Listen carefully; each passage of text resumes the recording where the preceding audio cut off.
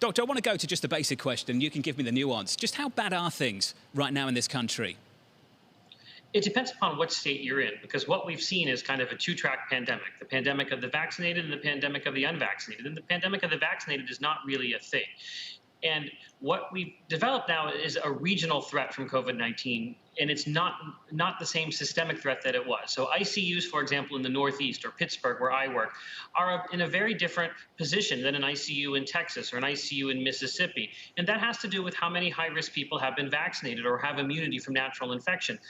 And what we're seeing is that ICUs are not under stress, for example, in the Northeast, but they're under real stress when it comes to Florida, Texas. And we've got kind of this cluster, these states basically from Texas to Georgia that comprise most of the hospitalizations. And while the numbers are high, over 100,000, they're really clustered there rather than spread out across the country the way they were in the winter. We're also seeing record numbers of children being hospitalized. This has to do with just this is a more infectious variant, and they're getting infected more frequently.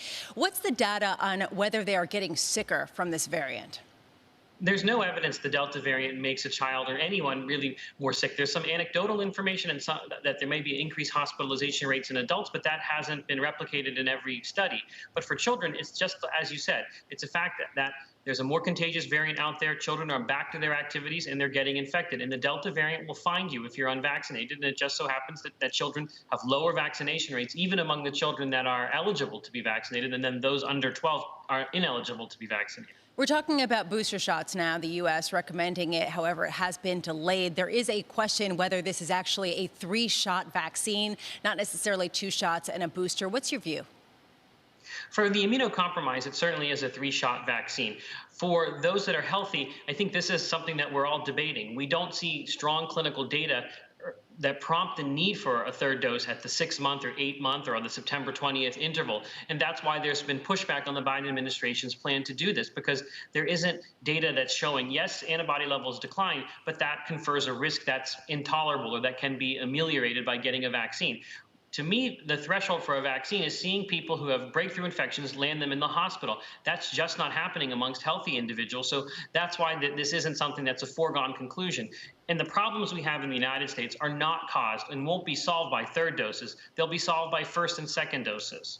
And given the number of people in the country who still have not gotten their 1st or 2nd dose of a COVID vaccination, how much room is there for the case curve to continue to climb, or are we nearing a peak? In many of the states that got hit hard with the Delta, so Texas, Mississippi, you've seen cases fall over the last 2 weeks. And that's what Delta tends to do. It tends to infect about 20% of the susceptible population that happen to be the super spreaders in a given area, and then it falls. So they're all sort of peaking. But there are some states where we're going to see cases continue to increase. And that's to be expected, because remember that cases are, in many places, going to be somewhat decoupled from hospitalizations because it's younger people getting infected, younger people who aren't vaccinated. So we may see kind of a different timeline in different states. But it seems that the worst in terms of cases is over in places like Mississippi and Texas. However, they're going to take some time to decant their hospitals, and we will continue to see deaths rise in those states because deaths lag cases. Doctor, the president has called this the pandemic of the unvaccinated. Some people might point to Israel and say something else is going on here. Do you think calling it the pandemic of the unvaccinated really captures what's going on right now then?